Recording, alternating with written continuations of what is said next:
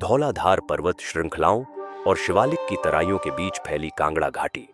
हिमालय का वह शांत और जीवंत भूभाग है जहां पहाड़ियों की ढलानों पर फैले चाय के बागान दूर तक दिखाई देते हैं, जहां चरवाहे आज भी अपने पशुओं के साथ पहाड़ी रास्तों पर चलते नजर आते हैं और जहां नदियां खेतों, गांवों और जंगलों के बीच से बहती हुई इस घाटी को जीवन देती है। यह वही कांगड़ा घाटी है जहां समय की गति आज भी पहाड़ों की लय में चलती है और जहां प्रकृति, आस्था और मानव जीवन एक दूसरे से गहराई से जुड़े हुए हैं।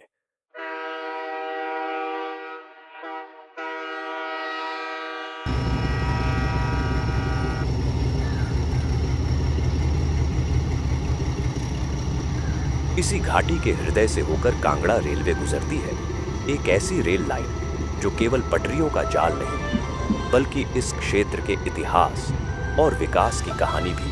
अपने साथ लेकर चलती है।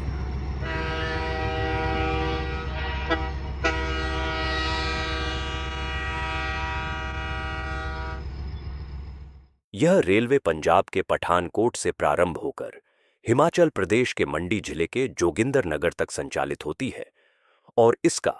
अधिकांश मार्ग कांगड़ा घाटी के भीतर से होकर गुजरता है,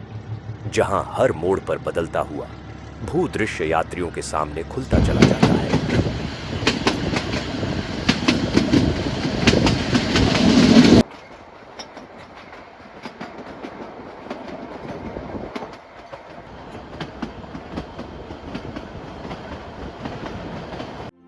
इस रेल मार्ग का निर्माण केवल यात्रियों की सुविधा के लिए नहीं किया गया था, बल्कि इसका मूल उद्देश्य शानन जल विद्युत परियोजना से जुड़ा हुआ था, जिसे 20वीं शताब्दी के आरंभ में विकसित किया गया। ब्रिटिश अभियंता कर्नल बीसी बेटी और उनकी टीम ने जोगिंदरनगर के तत्कालीन शासक राजा करण सेन के सहयोग से शानन पावर हाउस की योजना तैयार की, जो उस समय भारत की प्रमुख जल विद्युत परियोजनाओं में से एक मानी जाती थी।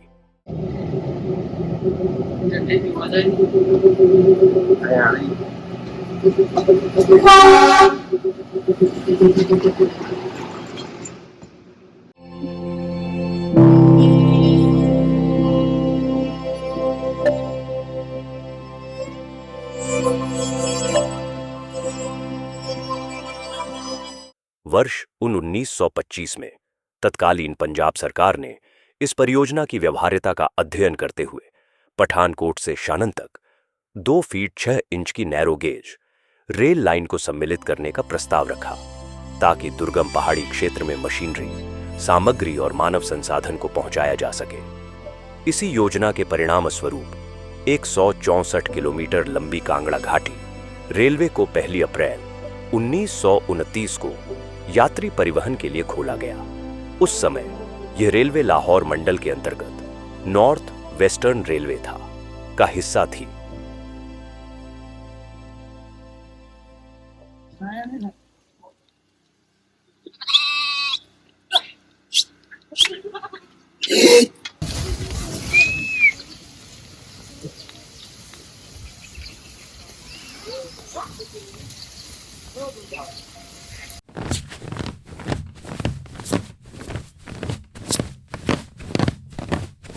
इस रेल मार्ग का निर्माण विशेष रूप से प्रकृति के साथ सामंजस्य बनाए रखते हुए किया गया,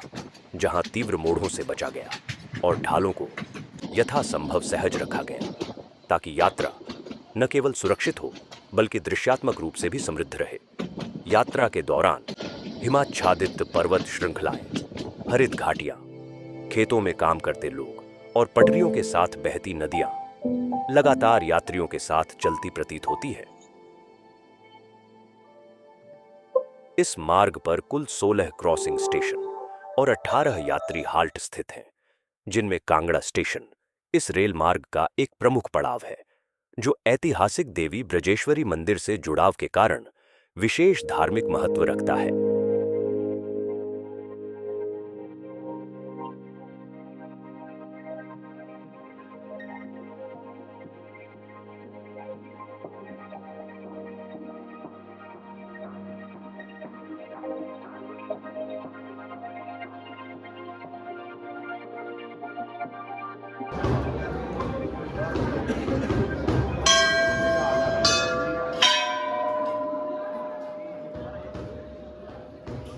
आई बैजनाथ और पपरोला स्टेशन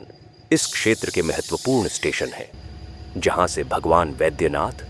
शिव मंदिर के दर्शन के लिए श्रद्धालु यात्रा करते हैं और जो इस रेल मार्ग के संचालन में भी अहम भूमिका निभाते हैं।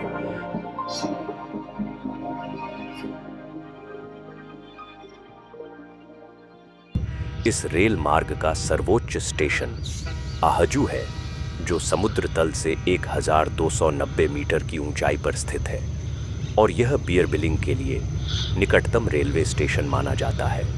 जो लगभग 4 से 5 किलोमीटर की दूरी पर स्थित विश्व प्रसिद्ध पैराग्लाइडिंग स्थल है। साथ ही यह बरोट घाटी का भी प्रवेश द्वार माना जाता है।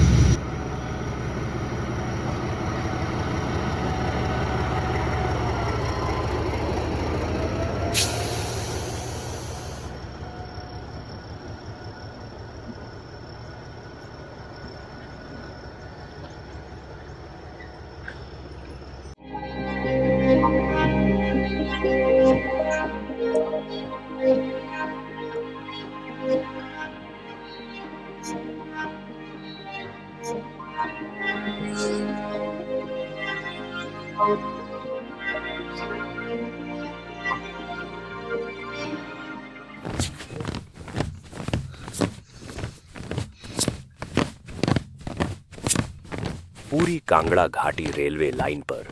कुल 1009 पुल और 2 सुरंगें निर्मित हैं, जो इस दुर्गम भूभाग में रेल निर्माण की जटिलता को दर्शाती है। इन पुलों में कांगड़ा स्टेशन के समीप रिउंद नाले पर बना स्टील आर्च पुल विशेष रूप से प्रसिद्ध है, जो लगभग 200 फीट गहरी खाई के ऊपर 260 फीट के विस्तार के साथ निर्मित किया गया और आज भी इस रेलवे की पहचान और इंजीनियरिंग कौशल का प्रतीक माना जाता है। इतने कठिन भू आकृतिक हालातों में इस रेल मार्ग का निर्माण अपने आप में एक बड़ी उपलब्धि रहा है।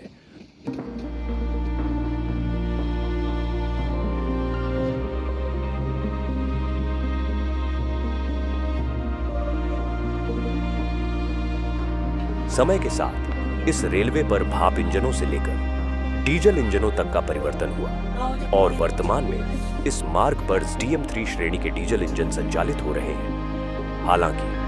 आज भी कांगड़ा घाटी रेलवे नैरो गेज पर ही संचालित हो रही है और इसका विस्तार या आधुनिकीकरण सीमित रहा है, जिससे इसके संरक्षण और भविष्य को लेकर कई प्रशासनिक और संरचनात्मक चुनौतियां बनी हुई हैं। इसके बावजूद कांगड़ा घाटी रेल आज भी केवल एक परिवहन साधन नहीं है, बल्कि यह घाटी के लोग, उनकी आस्था, उनकी आजीविका और हिमालयी जीवन शैली को जोड़ने वाली एक जीवित विरासत के रूप में अपनी धीमी लेकिन सतत यात्रा जारी रखती है।